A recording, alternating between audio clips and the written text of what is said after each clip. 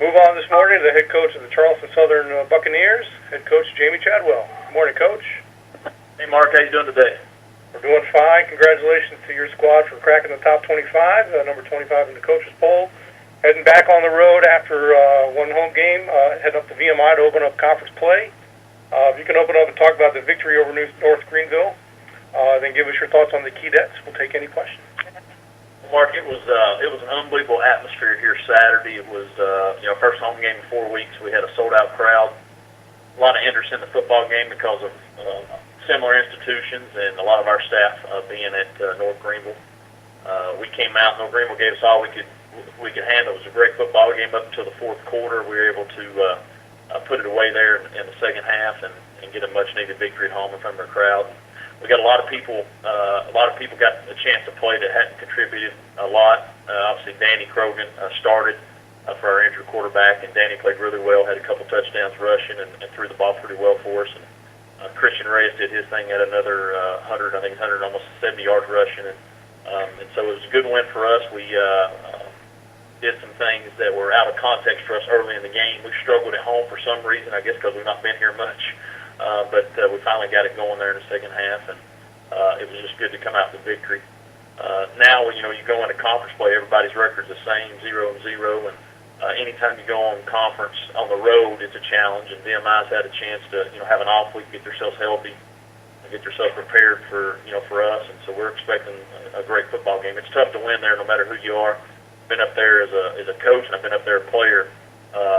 Several times over my career, and we've always had struggles. Came out sometimes with wins, sometimes with losses, and so our team's expecting a great challenge. Last time we went up there, we got beat 2 years ago, so we know that we're going to have to go up there and play well to come out with the victory and be 1-0 in conference, which is our goal. All right, thank you, Coach. At this time, we'll take questions for Charleston Southern head coach Jamey Chadwell. To ask a question, please press *1 on your phone at any time, or click the Q&A link near the top of your browser and click raise hand if you join us via the web. Questions for Charleston Southern head coach Jamey Chadwell. Coach, I'll start off. Talk about Daniel Krogan and the similarities and differences he has to Malcolm Dixon. Well, the thing that Danny brings to the table, like Malcolm, is they're both confident in what we're doing. Danny's since we got here in the spring has just had a great grasp of our offense. So he doesn't get rattled by a lot of things. He's a very calming influence, and Malcolm's similar to that. Their differences is Malcolm obviously can run the ball a lot more athletic than Danny. And so with Danny, we have to do some things a little bit differently to fit his skill set. He throws the ball really well and does some things. The thing that I think Danny did great this past weekend is, and I've been in the situation, when you're a backup and you come to the game, it's sort of just let it loose because you're the backup for a reason. You go there and have fun and play.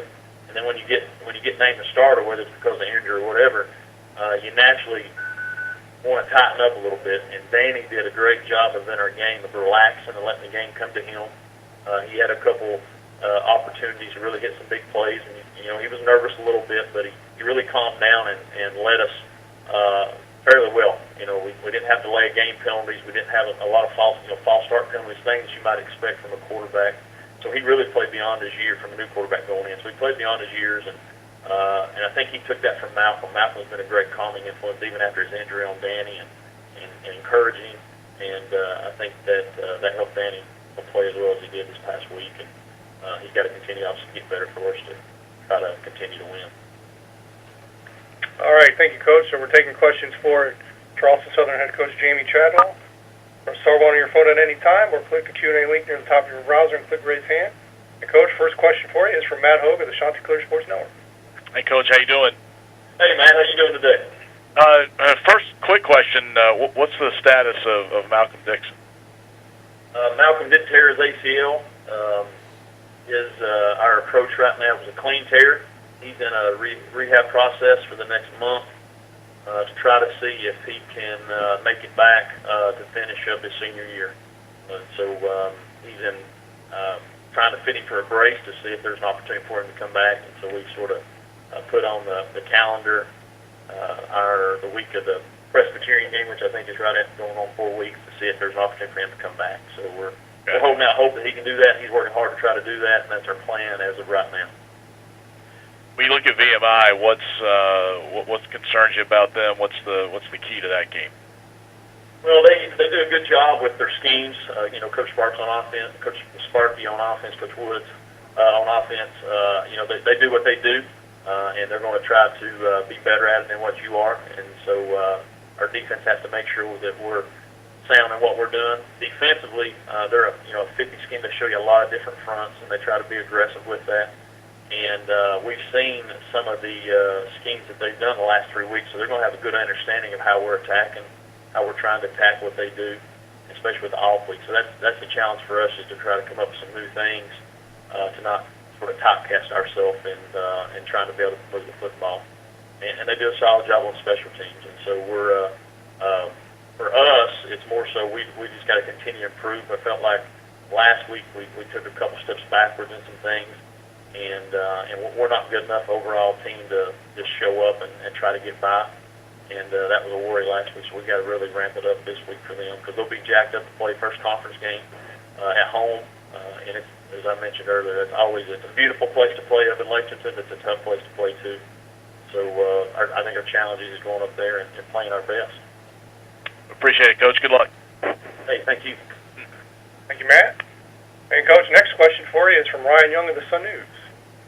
Hey, Coach, how you doing? I'm good, Ryan. How are you? Very good, thanks. What's that national ranking mean to you, especially in your first season? Big triple with you, not one thing. They told me yesterday, and I didn't even bring it up to the team because of, and I'm sure our team knows about it, and they're probably excited. But at this time in the year where you're at, and that's good publicity for our program, the things that we're trying to accomplish, and I think it's a testament to our team as far as what they've done in this amount of time. But our goals are not to be ranked in the top 25. Our goals are to try to be the very best team at the end of the year that we can be. And so on a personal level, it didn't mean a lot because I know what we're trying to do and what we want to accomplish. And it's great being recognized from outside people of what your players are doing on an everyday basis. But I also know that the hard work that it takes to get to that point, it's even harder to stay. And that's what we're focused on. Just in terms of getting to this point, though, what do you think has been the main factor in taking over a program that struggles the last few years and up to a hot start like you have? I think two things. I think one, I think we've got a really good group of team players on our team that believe in each other and that were hungry for success. So there wasn't a lot of, well, if you do this, you do this, or wasn't want to wait and say. They're like, Coach, we just want to do whatever we can to be successful. And so they listened to us from the get-go. And then when we got off to a good start, beating Citadel, beating a couple teams you weren't supposed to, that just validated some things that we were doing. And then I think, secondly, we've done a great job of playing to our strengths, what we have with this team. I think, our defense does a good job of on third down and creating turnovers. We've done a solid job of not turning the ball over and of controlling time of possession. And we've done pretty good in the red zone and put points on the board when we got in the red zone. And that's, to me, you're doing those things, you can find ways to win. And we're not the most talented team in the country or the league for that matter, but our guys are playing with a chip on their shoulder to try to go out and prove respect. I think because the last 3 years it's been tough around here, and I think any young person or anybody for all wants to have respect for what they're doing. And that's been our theme all year, is just trying to go out and earn respect every week. And I think that's been our difference. Our guys have bought into that. And there's this is probably chemistry-wise, as far as teams that I've been on playing and coaching, this has been one of the most special groups as far as guys just buying into each other and believing in each other. You talk about family all the time. Sometimes it's real, sometimes it's not. But these guys truly believe in the family dynamic that we've tried to create. And I think that's why you've seen the success we've had. Very good. Thank you, Coach. Thank you. Thank you, Ryan. And Coach, the next question for you is from Mark Berman of the Roanoke Times. Morning, Coach.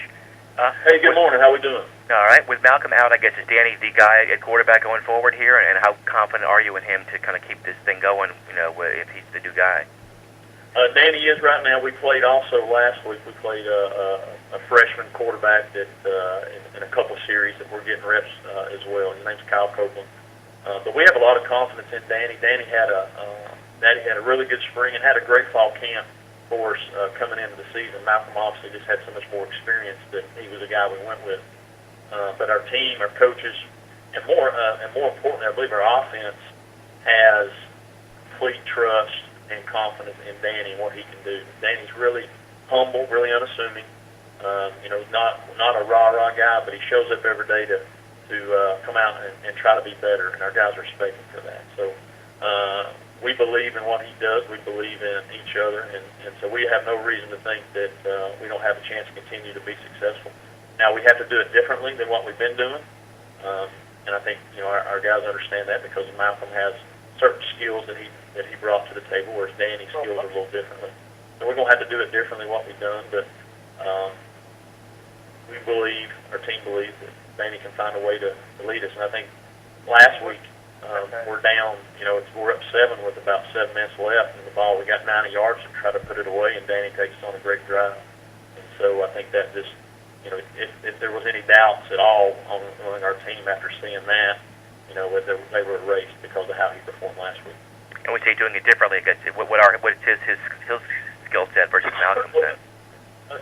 Malcolm's more of a dynamic runner. Malcolm can throw the ball as well, but Malcolm's more of a dynamic runner, more of a true dual threat type quarterback. Danny's not that as much as far as his athleticism. Danny can really throw the football.